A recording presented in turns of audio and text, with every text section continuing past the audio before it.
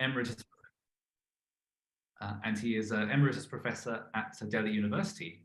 And he's published numerous books and articles across multiple fields, both post-colonial literature and theory, also translation studies and comparative literature and Indian literature. And those books include Colonial Transactions, English Literature and India, and Post-Colonial Translation, Theory and Practice. I made great use of colonial transactions myself when I was doing my PhD 15 years back.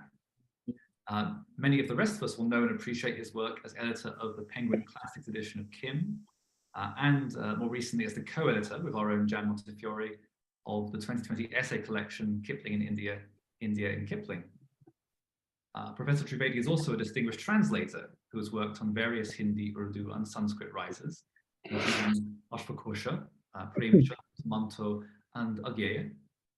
And he has recently edited and contributed 2 chapters to a book on the Bhakti poet Abdul Rahim Khani Khana. And we're very grateful to him for joining us tonight at the somewhat belated hour of 8:30 at night in Delhi, and a hot evening, as we've just heard. But tonight he's going to speak to us on Kipling, the Rajahs, and the Raj. Over to you, Harish. Thank you very much, Alex. How wonderful to be speaking to the Kipling Society, even though from a distance. I was saying to Mike a moment ago that this lecture had originally been arranged almost exactly 3 years ago, when I was actually coming to London to deliver this lecture in person. Then, of course, we had not heard the phrase in person. We did not use it very much. That's just before COVID. And much has happened in these intervening 3 years, but I'm glad that we are again here and that I can speak to you through this technology, which we again did not know too much about 3 years ago. There's a slight modification in my title as I'd given it 3 years ago. And that's because in these 3 years, perhaps a little bit of wisdom has dawned, and I've realized that what I had in mind, I may not be able to do within for the next 40 minutes or so. So it is, now I'm going to talk about Kipling, the Raj and Rajasthan. I've dropped the word Rajahs because earlier I had in mind to speak about 2 Kipling texts in this lecture, but now I'm going to speak mainly about just the one. And the one I'm going to talk about has been published under the title Letters of Mark, the early part, the first part. There are 2 parts to that book, and the first part is about his travels in Rajasthan in India, and the second part is his travel eastwards through Burma and Singapore and China and Japan to the US and then to the UK. I'm not going to talk about that, just about his travels in Rajasthan in India. The other text that I'm not going to talk about in this lecture, but will hope to write on some other day, is a text very closely related to the Letters of Mark and to Kipling's travels in Rajasthan, and that is the novel The Naulakha. These 2 are sister texts. One can look upon the letters of travel that he wrote from Rajasthan as being a kind of source book for the novel that he wrote some years later, The Naulakha, in collaboration with Balestier, who of course was not on the scene at all when Kipling went to Rajasthan. But I'll deal with them separately, as I said. There are other texts that also relate to Rajasthan, and they belong very much to Kipling's work in various genres. Apart from the Naulakha, there is The King's Ankush, the short story The King's Ankush, which describes untold treasure hidden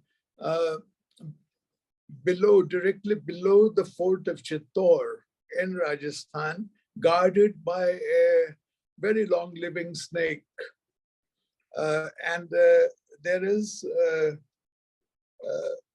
Well, I'll come to that in a moment. There are other texts that people have connected with it. But mainly I'd say, there's an installation ceremony that he watched of another Raja that he described for his newspaper, The Pioneer, which again was reprinted some years ago in the Kipling Society journal. There is a reason why these letters are not very well known in the Kipling corpus. One is that they've never come out as a separate book. They are book length, certainly, but they've been part of letters of marque of the two parts. The other is that the novels are known to be novels. They are major works. And the poems, of course, and the short stories have their own place in his corpus. The short stories that he wrote about India, about 40 or 45 of them. And the poems, I haven't counted, but a very large number of them. Many of them have become classics of Kipling's works, and they are much better known. Now, this is a travelogue, and he did not write many such in India. He went on individual visits to places like Jamalpur and to Ghazipur and to Calcutta, and those are one-off pieces. Here, there is a narrative which goes on for one moment. Let me see if I can make it speaker view. No, I can't. Doesn't matter. Well,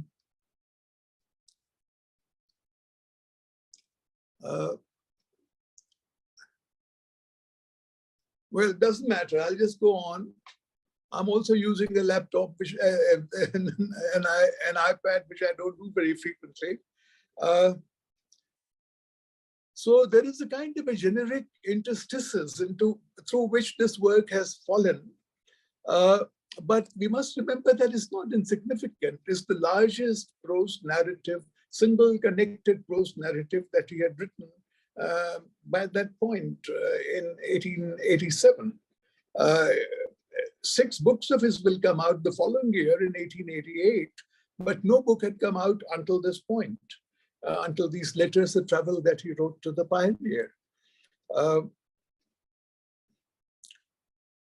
There are other texts, as I said, together with this, but the parallel that comes to my mind is there are 2 great British writers about India.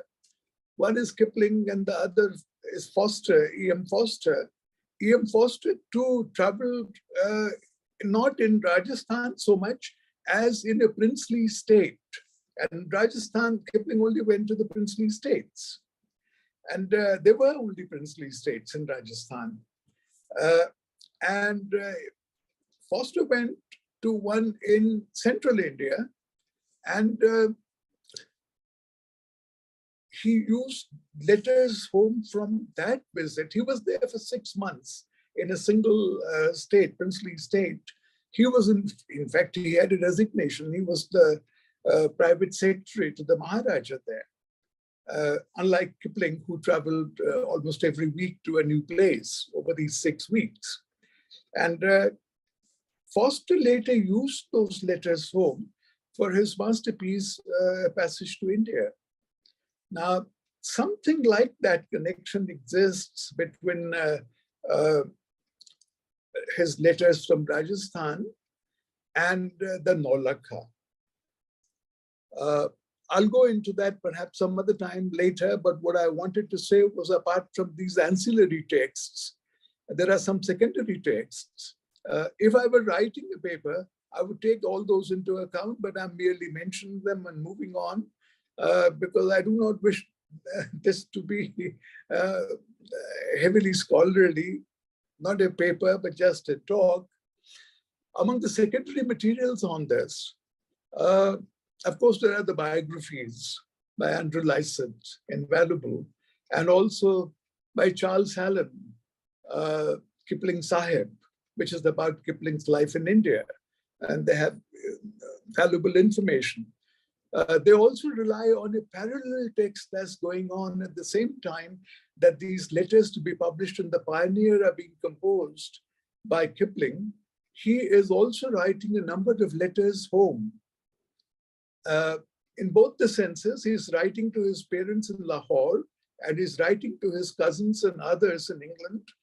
And he is giving, as it were, a parallel account, a kind of behind the scenes account of the same travels. And these have been used very well by these two biographers. There is a fair bit of criticism on the Letters of Mark Part 1, as I may call it. And I will name only two pieces. One may go into more detail later, two or three pieces. An extended essay devoted to these letters is by Janet Montefiore in the book that she edited of Kipling criticism in Times I, where her own article is called Vagabondage in Rajasthan. And she talks in that about Kipling's prejudiced attitudes. She quotes Kipling talking about sense of guilt at his trespassing into the very heart and soul of Chittor, one of the places he went to, one of the forts that he visited. And what she does most of all, I think, is to connect these letters with a very large number of other texts by Kipling, including The Man Who Would Be King, including the Jungle Books, including Kim, so that there seems to be a connection between these little regarded letters and the rest of Kipling's much better known work. Another secondary work that I would cite, secondary in the sense of a work on these letters, is by Harry Ricketts, who has written a biography of Kipling, but who has more recently written an article that is yet to be published. He presented a version of it at the conference on Kipling at the City University, which was held a couple of years ago. And it will appear in the book of the conference when it comes out. And he's very kindly shared his paper with me, the unpublished paper, and it's called On Kipling's Trail in Rajasthan. What he's done is, he, together with his wife and a couple of other relatives and friends, he's gone tracking Kipling in the year 2017, I think it is, through his travels in Rajasthan, and has given an account of what he found all these years later. And as a biographer, he calls it the hope that biographers have of following their subjects, literally following in their footsteps, in the hope of bumping into the past. That's his phrase, Harry's phrase. And he talks about how this also makes not only biographers, but even common readers visit dead authors' houses all over the world. And they hope to have some kind of a contact, some kind of a meaningful contact with authors whom they've never seen, whose works they've read, but who they wish to relate to. And of course, we all know about this. I mean, there's so many blue plaques in England. Here lived so-and-so, and naming the years when they lived there. One difference is, I found, and I might as well mention it in passing, that in India, we do not set much account by who lived where. We go one step further, and we say, whether correctly or incorrectly, whether factually or speculatively, so and so wrote this book here. So and so wrote this work here. So that living in a place is not important for us. What is important is, if you're a writer, what did you write in that particular place? And one of the comical, ironical results of that is that in one of the states that Kipling visited and described glowingly in this work that I'm talking about, the last one that he went to, Bundi, he stayed in a place which is now a guest house, and it has a Kipling room. And the claim is made, officially, you can see it on some websites, that Kipling wrote the Jungle Books there, at least part of the Jungle Books. And there is a parallel claim that he wrote Kim there, at least a part of that novel. And of course, both are utterly factually incorrect. But that is part of the legend. Without that, going to a place doesn't make sense, to many Indians at least. There's another aspect of the princely states of Rajasthan, which Kipling visited, that I would briefly mention before I go on to talk about these letters themselves.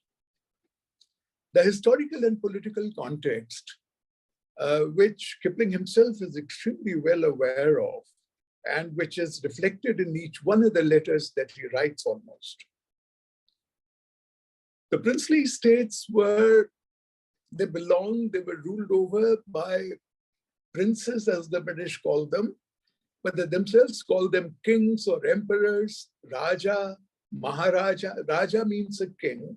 Maharaja is a great king, that would be the emperor. And they had another title, which some of them used, the bigger ones, which was Maharaja Dhiraj. It's such a long word that the British split it into two when they wrote it down, and they broke it naturally at the wrong place. So it comes out as Maharaja Dhiraj. They didn't understand what it was anyhow. So there were all these gradations, and there were a whole number of princely states. The difference was when the British defeated a king in India in the battlefield, then they concluded one kind of treaty. But if they signed a treaty without an actual battle, then the king or the Nawab or whoever was entitled to retain many of his privileges and a fair bit of autonomy of ruling within his territory, with some constraints imposed by the central British government in India. These came to be called princes, and their territories were the princely states. Charles Allen has a very entertaining book of interviews with the descendants of these princely states, which I think he conducted in the 1970s and 1980s. That book, Lives of the Indian Princes by Charles Allen, it was very popular. It became a bestseller, and it's based on interviews not only with those descendants, but it is also those descendants recollecting their fathers, incidents to do with their grandfathers, their great-grandfathers, and they're highly entertaining. And they also show what kind of understanding these princes had of their relationship to the viceroy in India and to the sovereign in London, Queen Victoria, in earlier times, and then, of course, her descendants. And some of these stories are extremely amusing. I can perhaps narrate one, when one of them from Udaipur, a Maharaja from Udaipur, went to London to attend one of the jubilees. I think it must have been the 1887 or 1897 jubilee of Queen Victoria. When he got off the ship, there were palace officials wanting to know where he would be conducted to. And many of the Maharajas had booked themselves into the better known hotels, the Savoy, the Claridge's, whatever. But this Maharaja said, when they asked him, where do you plan to stay? He said, at the Buckingham Palace, of course. And they were quite shocked, these officials. They didn't know what to do with him. And they said, but surely you made some arrangements. And the Maharaja said, look, my dear fellow, if I invited Her Majesty to come to Jodhpur, where do you think she would stay? She would stay with me in my palace. So I have come to stay with her in Buckingham Palace. And there was quite a situation, and they had to first take him to Buckingham Palace, as the descendant recalls, and then sort out matters and find him other accommodation. Now, these were delusions of grandeur that the British fostered in these people through the treaties that they had signed.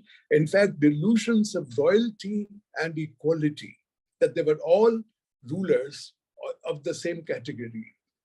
This became quite problematic later on, because it's not only a joking matter. Many of them thought that they were actually on par with the sovereign and would directly write to Queen Victoria, going over the head of the viceroy, which again created problems for the British. There are books, historical books, which trace this. Edward John Thompson has a book called The Making of the Indian Princes, how this institution was created, this double system of ruling. between in the late 18th century and early 19th century, the 25 years around the cusp of that century, the making of the Indian princes, a historical reconstruction of that period. Edward John Thompson's son, E.P. Thompson, the Marxist historian, when he came to write his great opus, The Making of the English Working Class, he seemed to borrow the title from his father, The Making of the Indian Princes. There's another book which I found quite useful by Robin Jeffrey, People, Princes, and Paramount Power. The British power was paramount, but below that, the princes had a lot of freedom to do what they liked in their territories. So the politics in the Indian princely states, that's the title of a book edited by Robin Jeffrey. It's a very useful book. Then there are coffee table books about the princely states because they had plenty of splendor, huge palaces, very lavish ways of existence. You know, even the British sovereign could not match that kind of splendor very often in many places. And what Kipling describes on his tour actually gives us a very good idea of the splendor, of the magnificence of these places that he visited. The last place that he visited, there's a coffee table book. There's a coffee table book on so many of those. It's called Bundi Fort. And it has lovely paintings on the walls throughout the palace. The fort itself is magnificently built. And they're ideal subjects for coffee table books. So there is one aspect of these books that relates to their picturesque quality, their splendor. But I will mention just one other context, one other kind of context before I actually get down to talking about the letters, which is that the British also created a major problem by conferring the status of princes or semi-autonomous rulers on these people. They fostered the idea that whenever the British left India, they would have full sovereign power. They would not be subject to the independent government of India. And this is what caused a major crisis in the 1940s and the years leading up to independence in 1947. There were two problems that seemed insoluble at that time. And in India, some people believe that both were of British making. I do not go with that. You know, even if the British made those problems or aggravated those problems, Indians should have found a solution to them. Because the British can't be blamed after they've left. I mean, they did what they did when they were here. There were 527 princely states in India when the British left. Charles Allen, in the book that I mentioned, actually counts them as being 550 or 60. Some of them were so small, they were ridiculous. And some of them were bigger in area than the whole of England, without Wales and Scotland, but the whole of England. There were at least two of them that were bigger. And among the states that Kipling traveled to, if you put two of the bigger ones together, they would exceed the area of England. We're talking about big scale here. So when there were the other problem, I said there were two problems. One problem was that there was a Hindu-Muslim division. And it was official, it was made official, it was regularized by the partition of India. They had both lived in the same country, but the British approving, sanctioning, and implementing partition put a seal on the division between them. And there was many historians debated as to how far the British were responsible, not so much in causing the division, but in promoting it, in encouraging it, on the principle to divide and rule. There were 25% of the population of India was Muslim, 75% was mostly Hindu, nearly all Hindu. And that led to partition. It didn't solve anything because even after partition, there were more Muslims left in India than there were in Pakistan. It was a most unsatisfactory solution. And that's why it goes on and on in all kinds of. About the princely states, what do you do to more than 500 princely states? The British left them to themselves as sovereign powers according to the treaties the British had signed with them. And of course, independent India would have none of that.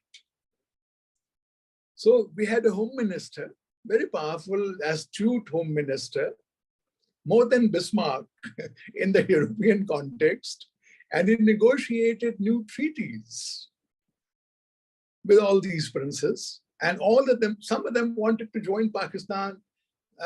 They were situated bang in the middle of India, thousands of miles, well, at least many hundred miles away from Pakistan.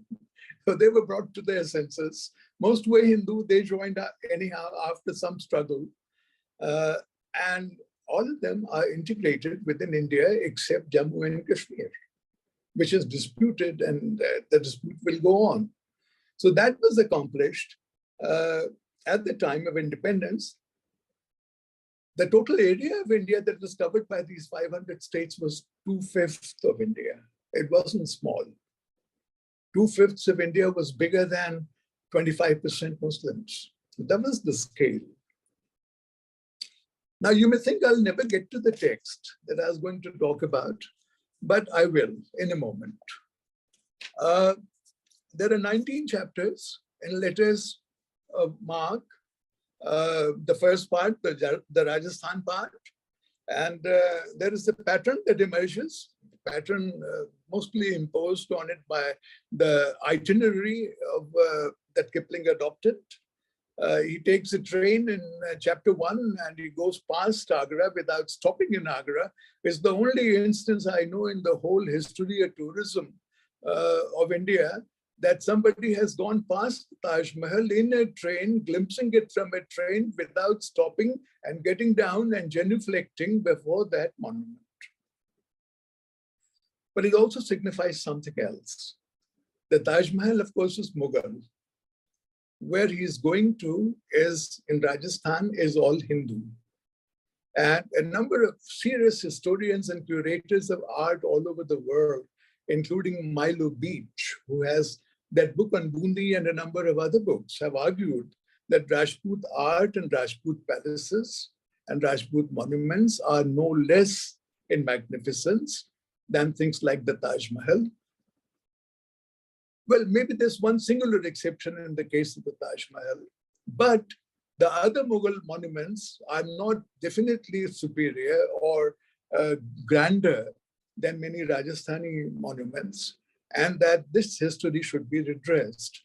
I will not go into that. So he goes past Agra, he goes to Jaipur, he goes to Amer, the capital on the top, which has been abandoned in favor of the new city of Jaipur that was built in the early 18th century. That's chapters 2 to 5. In chapters 6 to 9, he's in Udaipur, which is another major state. In chapters 10 to 11, he's in Chittor, mostly on an elephant, Garolia, she is called. Chapters 12 to 15, he goes to Jodhpur. And chapters 15 to 17, he is in Bundi. That's the progress that he makes. That's the order in which he goes there. He takes 2 chapters to get back to British India, one of which is titled Departure to Civilization. That's an afterthought because while he was in Rajasthan, he did not think it was uncivilized. But he remembers that the British ought to be called civilized, so he calls it that. Now, the pattern here, this is a geographical pattern. This is how he traveled. But as it happens, one could argue that this also suggests a kind of an emotional pattern, a plot, which emerges by itself. When he's in Jaipur in the early chapters, he gets the shock of his life to find that Jaipur is very civilized.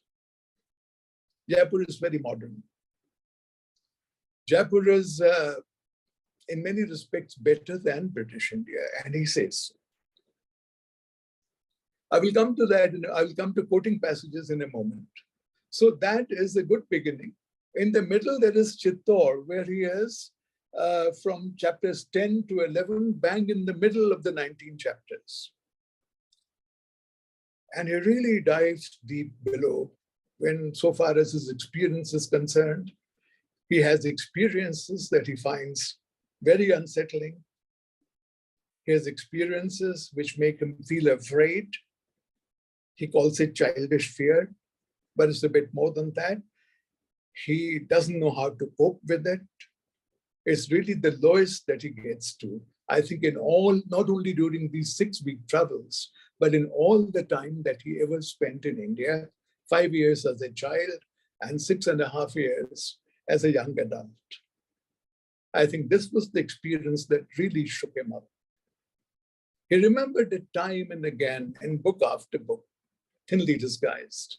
Here, he describes it almost directly. But then towards the end, the last place he visits is Bundi, and he's full of praise for it.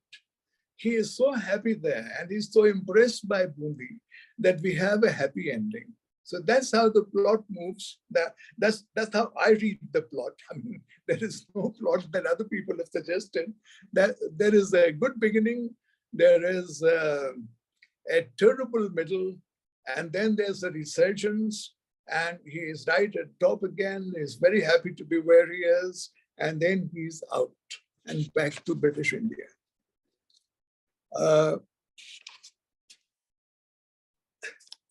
To show that this shows that I know something about the text, which was one of the points in describing the structure and plot. Let me now try and prove that I've actually read the text, and with some care. I will now quote some passages from it. While he's in Jaipur, or before that, when he is leaving British India, and it's called British India, the rest is not British India. It's very clear. The division is very clear. He talks about a border. There was a lot of India, 2/5 of India that was never British, throughout British rule. Not many people seem to realize that. So he says that he was now all set. He was going to Jaipur and leaving behind him for a little while. I quote from chapter 1, and leaving behind him for a little while all that old and well-known life in which commissioners and deputy commissioners, governors and lieutenant governors, aides-de-camp, colonels and their wives, majors, captains and subalterns, after their kind, move and rule and govern and squabble and fight and sell each other's horses and tell wicked stories of their neighbors. That's his image of British India, the regular life in British India. And he says that for the next few weeks, he's going to leave that behind. It's not a very enticing description of British India. It describes the official machinery, both military and civil, and that's how the British ran India. But he says he's going to leave that for a while, and he is off. He goes to Jaipur, and he is very impressed indeed. It's the capital of the state, and Jaipur, the new capital. And he talks about the gardeners and the Ram Nivas gardens, the major gardens in the city surrounding a palace. And he says, gardens, I quote, gardens which are finer than any in India. What does he mean by India? Sometimes he calls it British India, but for him, the default is India is British India. Here he's in a foreign country. So he calls that India. And he says in Jaipur, the gardens are finer than any in India and fit to rank with the best in Paris. Then he goes to a hospital and he says civil surgeons and other local administrators from India should be brought in here to Jaipur and see how to run a good hospital. Then he goes to the museum and he was eaten up by it, he says. He is totally absorbed in what it has to show. And among the many things that he notices in that museum, many things that he praises, is a manuscript,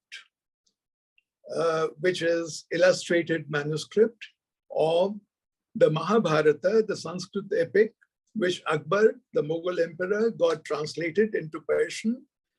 And there are 4 copies in the world. He did not know it then. I'm adding it. The 4 copies in the world, and none of them is complete, except the one in Jaipur Museum. Jaipur was a vassal state of the Mughals, but the Mughal empire disintegrated, and Jaipur, valuing art, valuing literature, brought that manuscript over, and it's there in the museum. And then Kipling has an idea. He has a thought. In the last sentence of chapter 4, he says, the original is in the museum. There are copies displayed on the walls of the museum, huge copies. But the original illustrated manuscript, he says, is in the museum. And he who can steal it will find a purchaser at any price up to 50,000 pounds. In 1887. I also read in this remark, this casual seeming remark, the genesis of the plot of the Nolaka, the novel, in which Nick Darwin, the American, has come out to steal a necklace from a Maharani in Rajasthan, which is valued at 9 lakh rupees, 900,000 rupees, Nolaka. Here it's said in a joke, but it obviously the idea stayed with Kipling. In the next chapter, when he's about to conclude his visit to Jaipur, he says, I quote, "Hear this, governments of India from Punjab to Madras." He exhorts them. What should they hear? Hear this, governments of India from the Punjab to Madras. How good the museum is, how good everything is in Jaipur. And he says, these things are so because money has been spent on the museum, and it is now a rebuke to all other museums in India from Calcutta downwards. Calcutta was the capital. Calcutta still has a museum that the British founded there. It's called the Indian Museum. And he says the museum in Jaipur is a rebuke to all the museums in British India, including the one that they're most proud of in Calcutta. So that's Jaipur. Next, he goes to, I must say that Jaipur was not the only developed and advanced state. Of the major states in India, princely states in India, Mysore was perhaps the most enlightened in the south and the most forward-looking, with tremendous development schemes for the welfare of its people and great engineering feats like building a large dam on a river very early on in the 20th century. There was Baroda, which was extremely enlightened in a literary and cultural sense, and again doing very well by its people, the Gaikwad of Baroda.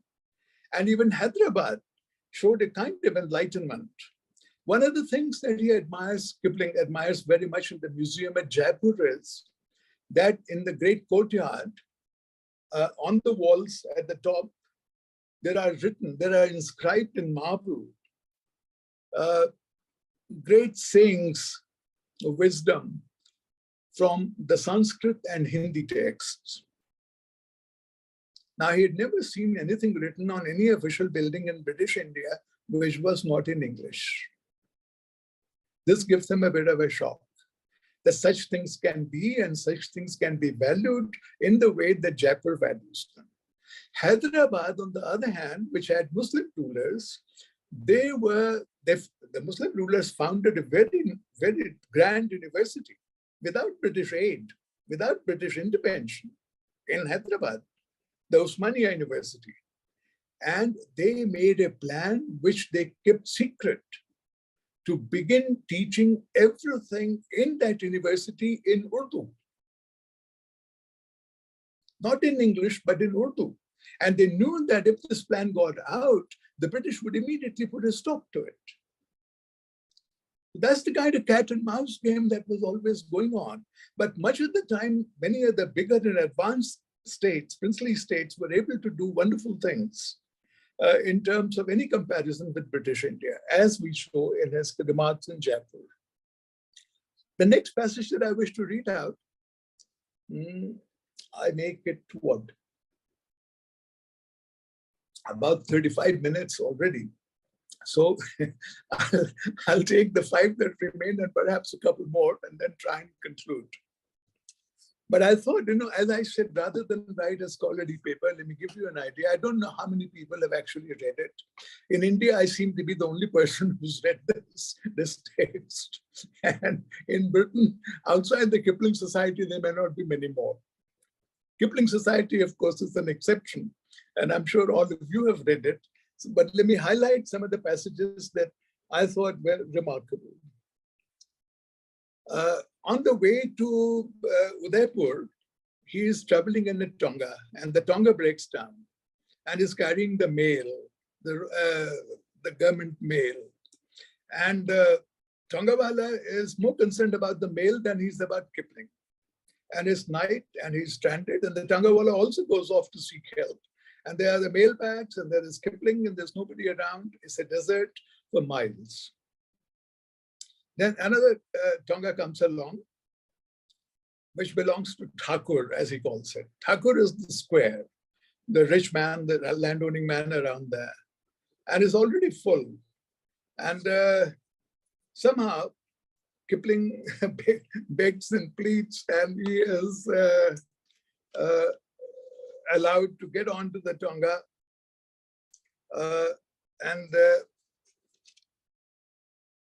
The way he describes it is, everyone in the vehicle, it seemed as full as the railway carriage that held Alice through the looking glass, was Sahib and Huzur. They're all Indians. They're all local people. And they're all addressed as Sahib and Huzur, terms of great respect. He was, except the Englishman, the persona of the Englishman, he calls himself the Englishman, he doesn't call himself by his own name, except the Englishman. He was simply tum, thou. He's not a Sahib anymore, that he was in British India, that every white man automatically was. There's a complete reversal here. Because it's overcrowded, he was warned that he might be sitting not very far from a loaded pistol. And he now says, and a revolver, army pattern, was printing every diamond in the checkerwork of its handle on his right hip. When men desired him to move, they prodded him with the handles of their swords till they had coiled him into an uneasy lump. Then they slept upon him or cannoned against him as the tonga bumped. I've heard of people being sat upon, but this is the first time that I've come across somebody being slept upon. The local people are not, because they've done him a favor of picking him up and seating him in their tonga, they are now free to treat him as an inferior person, and they are not only sitting on him, they are not only squeezing him, they are sleeping on him, and they're prodding him with the handles of their swords. He takes it comically because the lowest is yet to come, which is what happens to him in Chittor. I will not read out everything that I wish to, but he has a sense that he was 2,000 years away from his own century and into a trap, and that he would fall off the polished stones into the stinking tank, or that the tank would continue to pour water, that source will pour water into it until the tank rose up and swamped him, or that some of the stone slabs would fall forward and crush him flat. There's a phantasmagoric vision that he has of his own extinction, either by drowning, being drowned, or being crushed flat by a rock. He uses the word uncanny 3 times within 3 or 4 pages.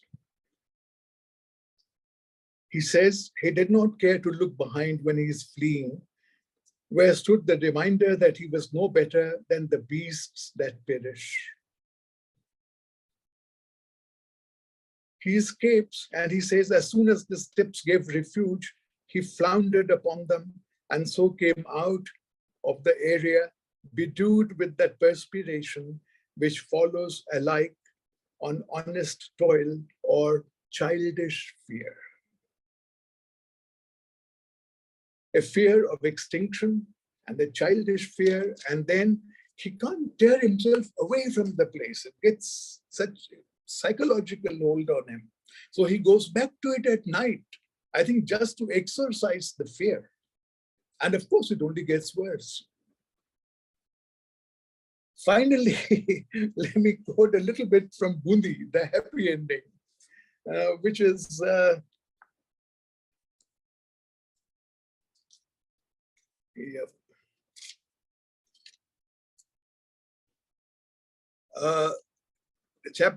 chapter title says it shows that there may be poetry in a bag. About the palace, he gives an account of all the palaces that he has seen in summary. And he says the Bundi, of course, is the greatest. He talks about the Jaipur palace, the Udaipur palace, the Jodhpur palace. And then he talks about Bundi, and he says, even in broad daylight, it's the work of giants. In such a palace as men build for themselves in uneasy dreams, the work of goblins rather than men. It is built into and out of the hillside in gigantic terrace on terrace and dominates the whole of the city. And then he goes to the bank to change currency. He's in a foreign country. Changing currency is one more sign, having to change currency.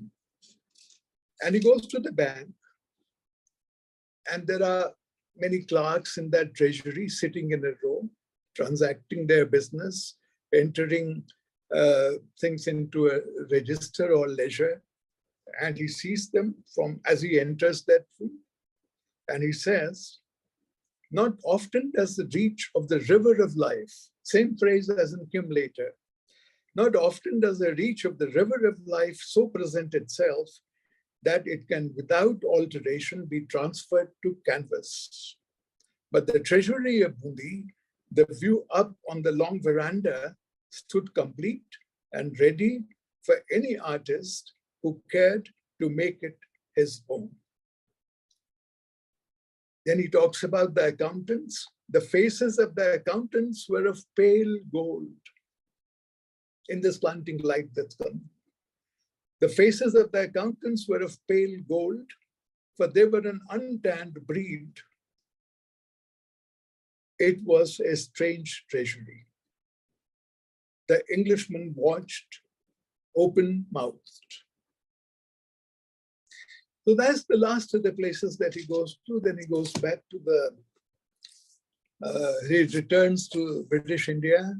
I will very briefly now say why I like this text so very much. I have I've chosen to talk about it, not because, one reason is it's not very often talked about. It's not very often written about, but that's a negative reason for taking it up. I have many positive reasons, and very, very quickly, Kipling wrote nothing else like it. It's totally distinctive. It's the same Kipling as in many other works, especially his travel and journalism. He's comic, he's amusing, he's harsh, he's jaunty, he's cocky, he's superior, he's all-knowing. That's his usual persona, but it's also different. Why? Because he gives himself a persona. He calls himself the Englishman. In British India, he couldn't have called himself the Englishman because British India was crawling with them. He would have had competition. He knows that there are no Englishmen out there, hardly any. So he calls himself an Englishman. He creates this persona.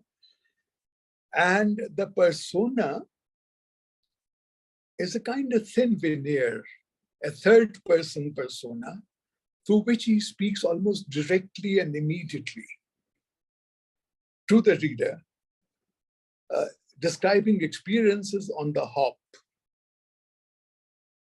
as he travels from one place to another. In this camouflage of a persona, there is a kind of a candor that he could not have achieved had he written just as a reporter. And there is a kind of a courage of admission, of fear, of discomfort. And also he finds that he can be reflective and poetic and deeply personal under this persona as he could not be under his own name. But the reason why this text is totally different from anything else I've read in Kipling, and I have read not all of Kipling, but certainly nearly all of his Indian works, he's out of his element.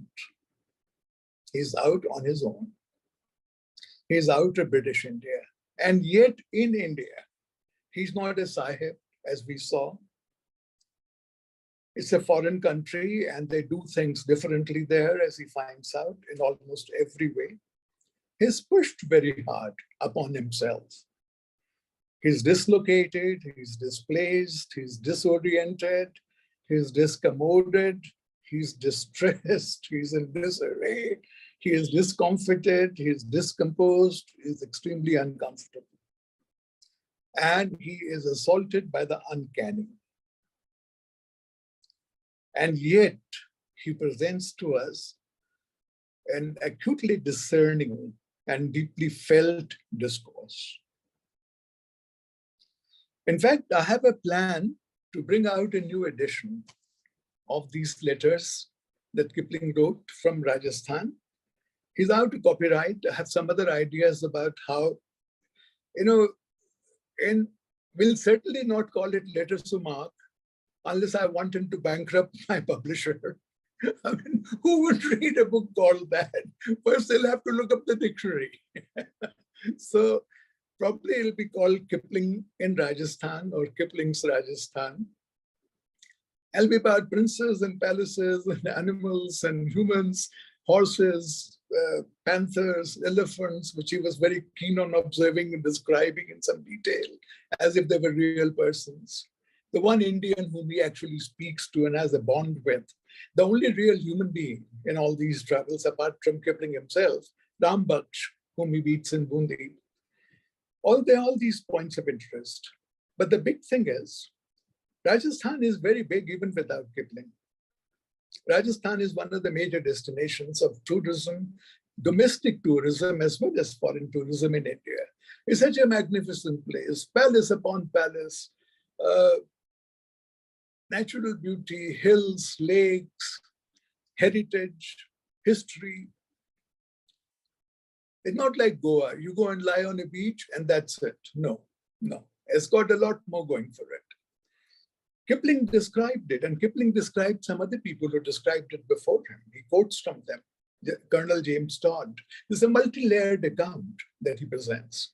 But of course, his is the biggest voice. And if there is any British writer who's known in India now, it is more Kipling than Foster. I mean, of course, there is Shakespeare and there's Milton, only for English honors students. I don't think anybody reads these authors for pleasure. Kipling is read mostly Jungle Book, sometimes Kim, but his name is known. So Kipling in Rajasthan needs to be revived. It needs to be recirculated. And I hope I've presented a kind of sampling of it, which may make some of you also go back to it and perhaps read it again. Thank you very much. Oh, thank you, Harish. Thank you for that tremendously stimulating talk. And I'm cheered by the prospect of this very salutary project of republishing Letters of Mark under, yes, a more appealing title. Maybe you could even incorporate Kipling's other writings about Rajputana, like the maybe some selected chapters from the Naulakar into one Kipling and Rajasthan volume. Well, if you're happy to take some questions now, I'll and of course, you know, the short story, King's Ankush. I'm very fond of yes, that. King's Ankush as Yeah, well, yeah. I'm sorry, I went well beyond time, but that's all as usual so far as I'm concerned, unless I'm physically stopped. And this time I made sure that couldn't happen because I'm in India and you were in England. So, yes. Oh, that's quite all right, Harish. No, we still have 30 minutes for Q&A. If you'd like to ask a question of our speaker, please just raise your hand. I'll be able to see you, or you can put it into the chat, of course. Any questions? Oh, Jan, yes, I can see Jan. You've already got your hand up. Please go ahead. Well, yes, I would. Two things, really. Well, three. First of all, thank you, Harish, for that splendid talk. I wonder whether you would agree. You were saying Kipling was kind of sort of upset and disturbed and all the rest of it when he was in Rajasthan. But I'm delighted that you'd like to edit Letters of Marque, which I regard as one of Kipling's sort of unrecognised early masterpieces, which is not something I would say of the Nola cover. That's another story. But I also think he was having the time of his life there. Yeah. And the kind of, you know, the pleasure comes through in the liveliness of the writing, don't you think? That's one question. The second one is, I wonder what you think of Harry Rickett's suggestion in his life of, this is more literary critical, in his life of Kipling, that the experience of existential dread in Chittor at the Garmark shrine, that this is analogous to, and perhaps possibly an influence on, Mrs. Moore in the Marabar Caves. I've never known quite what to think about that, because I can see that they're like, but they're similar experiences, but also very different. Anyway, those are my two questions. Thank you, Jan. Wonderful. I'm much happier agreeing with the first one and what you suggested in the first one, that he's not only being miserable, he's having the time of his life. He's being miserable only in Chittor. He doesn't know what has hit him. In Jaipur, he is sobered by the comparison between Jaipur and British India, but he can take it. And in fact, he makes useful suggestions to the government of India about how they could improve in British India. But yes, he's enjoying it thoroughly. He's free, there's loaferdom, there's vagabondage, as you called it. So yes, of course. I mean, you know, he's footloose, and he loves being that way. Why was he sent to Rajasthan? I've sometimes wondered. He's just been moved from Lahore to Allahabad. One of the reasons is that George Allen, who owned both the Civil and Military Gazette and the Pioneer, the bigger paper in Allahabad, one of the reasons is that he's already writing in the newspaper stuff that is not pro-government. That is from time to time mischievous. That's from time to time some crisis management has to be done by George Allen. I mean, he likes Dufferin, but he writes against Dufferin. He likes the Commander-in-Chief Roberts, but sometimes he has a dig at him in public, in print. So the first thing that George Allen does when he gets to Allahabad is to send him to Rajasthan for 6 weeks. It reminded me of a sentence in Jane Austen, I think it's in Persuasion, about a minor character. And Jane Austen says he was put out to sea because he was unmanageable on shore. So I think George Allen is showing Kipling what could happen to him if he doesn't fall in line, especially under his own supervisory nose. But yes, of course, he's enjoying it. He's enjoying it thoroughly. That's true. At the same time, he should be enjoying it all through. But from time to time, he is made quite uncomfortable indeed, in many ways. I mean, it gets to his psyche in a way, as I said, that no other experience in India did, the Chittor episode. And he also feels a sense of being brought down in hierarchy in the Tonga. in Jaipur by comparison with British India, in Bundi, throughout his total lack of comprehension of what people are saying to each other. He thinks that his elementary Urdu will save him. He did in British India, talking to other Britishers, talking to servants. Nobody is the servant here. They all speak their own different languages. They are not Urdu inflected. So he's moving darkly in these very pleasurable places. So this is a mix of both. I agree with you. About Mrs. Moore, let me say, there are two books I'm doing at the same time these days. One is I hope to proceed with this edition, and the other is I've been asked by a publisher to put together a volume of essays on a passage to India, because the publisher is far-sighted enough to note that next year, 2024, will be 100 years since the publication of A Passage to India. So I am again reading and rereading, and Foster, I've already written one article comparing Foster and Kipling, and they're eminently comparable, I think, on every point. If there is, Dickinson, Thackeray, and Shelley and Keats are not so comparable with each other as Kipling and Foster, it seems to me. So yes, there is a lot there, but I do not, Foster was fond of Kipling. He gave a long paper, which has been published, on Kipling's poetry. He said that Kipling had been granted a vision of India, a mystical vision, which he himself had not. That's before he wrote A Passage to India. He said all that. But I think, Mrs. Moore and particularly Adela, both of them, have an experience which in some respects is comparable to some of the details. But I thought the details are comparable, but I don't think the essence is comparable of these experiences. My feeling too. Yeah. Don't have the same feel somehow. Yeah. Right. I couldn't quite put it into words, but kind of. Thank you. It's certainly significant, that Kipling has to move about having any official capacity, an anonymous person, not a military officer, not a civil officer. And the people in the Tonga can tell that he has no standing. Oh, Howard, please, do you have your hand up, Howard? Yeah.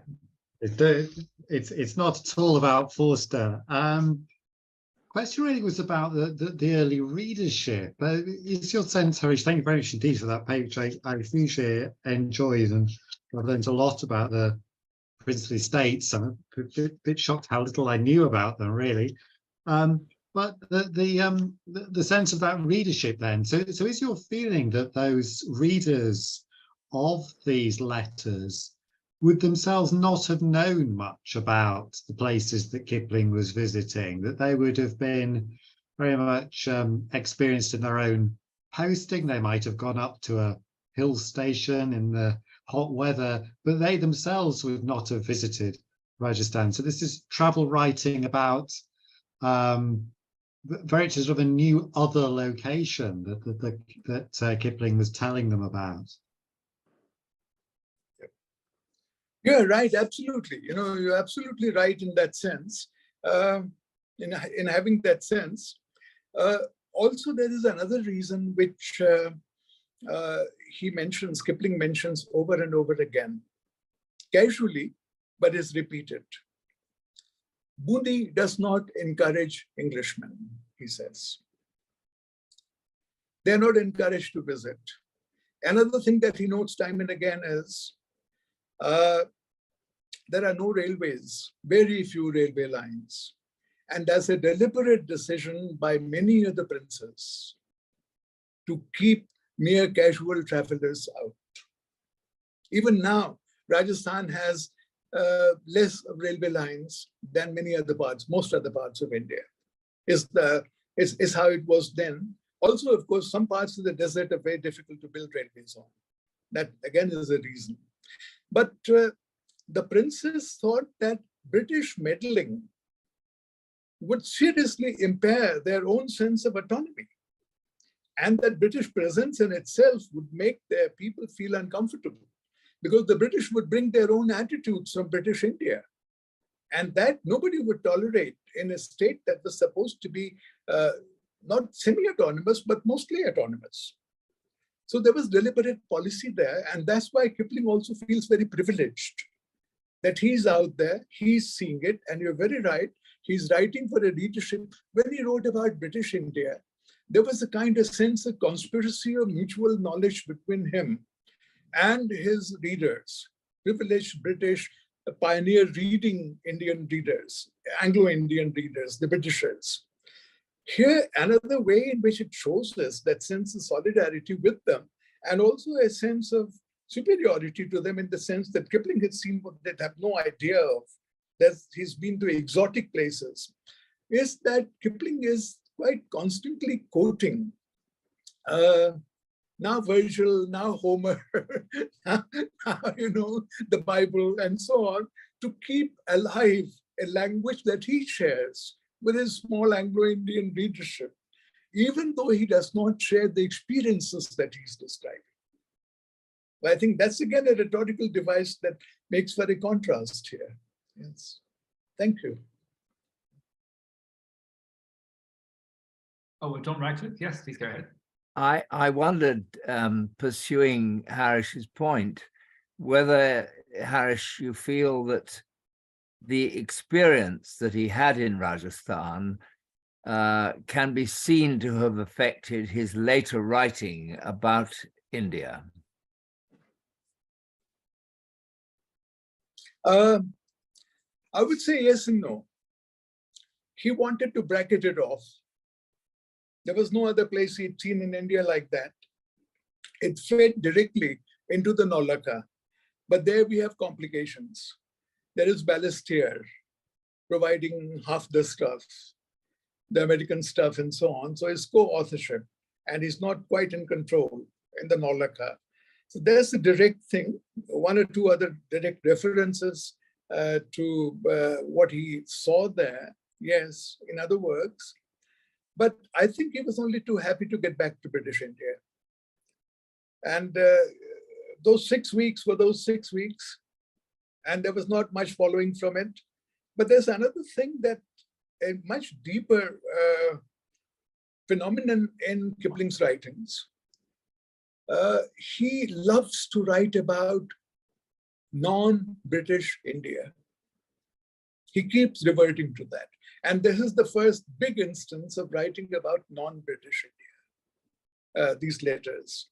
The Jungle Books, who knows where they are? They certainly are not under British command. The animals know only their own law, no other law. Kim is a desperately non-political book. All politics has been drained out of it. There's no governor, no lieutenant governor, no commissioner, no deputy commissioner, no major, no general, no nothing except one. And he runs the Secret Service. So he revels in India that is not British India. It's a kind of fantasy, I think. He liked British India. He supported British India. He was totally against independence for India until his dying day in 1936. The Government of India Act had just been passed in 1935. And as we know from many references in Something of Myself, he hated that development. So he was a solid imperialist in that sense. And at the same time, his fictional imagination, his even non-fictional experience here, but fictional imagination, kept running away from British India, as if in compensation. Yes, thank you. I think that's very interesting.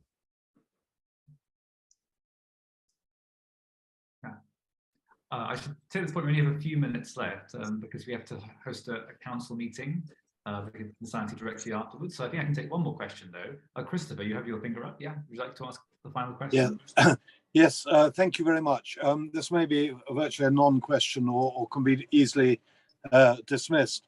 There are some occasions when, if you're going to visit a particular culture which may differ significantly from another culture, then you will avoid going visiting A when you actually, before you visit B. So, for instance, and in my own experience in the Navy, if ships are going to visit Turkey, they don't visit Greece first.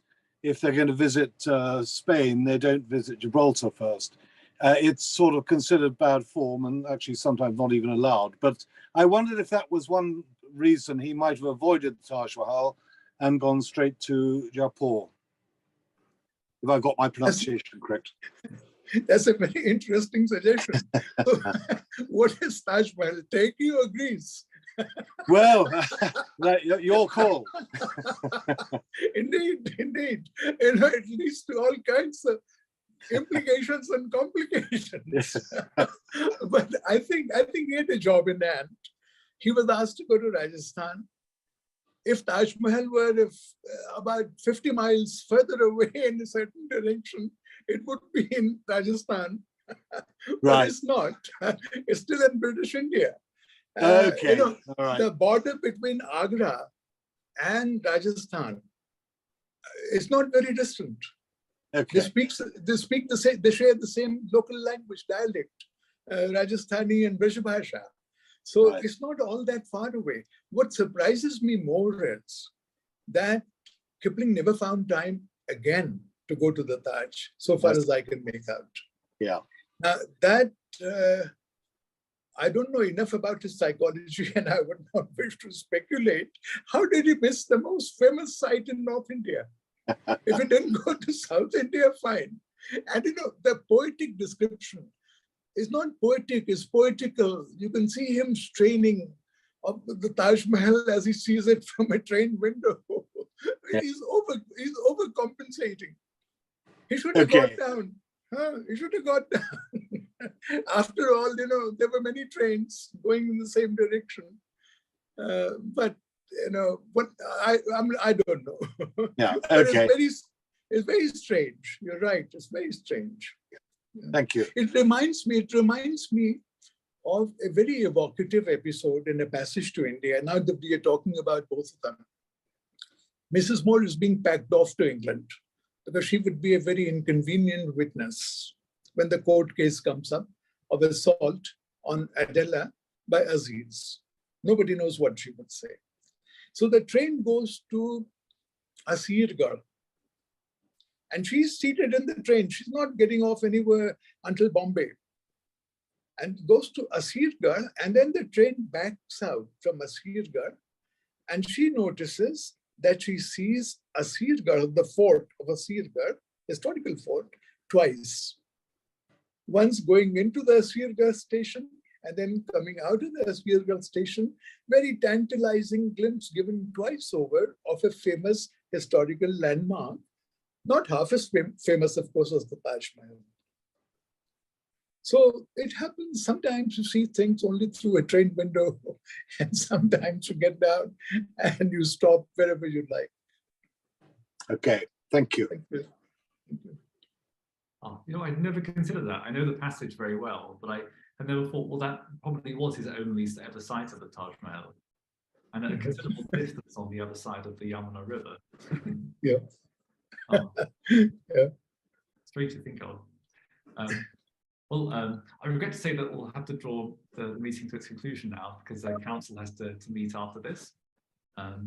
But I have some announcements before we break up of other upcoming events. Just tomorrow, we are having a discussion of The Light That Failed, Kipling's novel of the early 1890s, hosted by Siobhan Smith.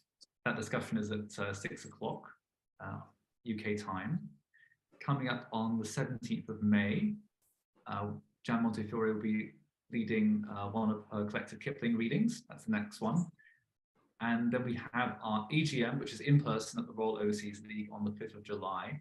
Our speaker just confirmed for that will be Mr. Geoffrey Beer, who is the curator of the Heath Robinson Museum in Northwest London. And he'll be speaking about Heath Robinson's illustrations of Kipling's A Song of the English. All those events are publicized in Mike Kipling's latest newsletter with the necessary Zoom links or sign-up links. And now it only remains for me to thank you all for coming and to call for a round of applause show of gratitude and appreciation to our speaker, Professor Harish Trivedi. Thank you very much. Thank you. I enjoyed this. Thank you very much. You did me an honor to call me. Thank you. Oh, the honor is ours. Yeah. Oh, sorry.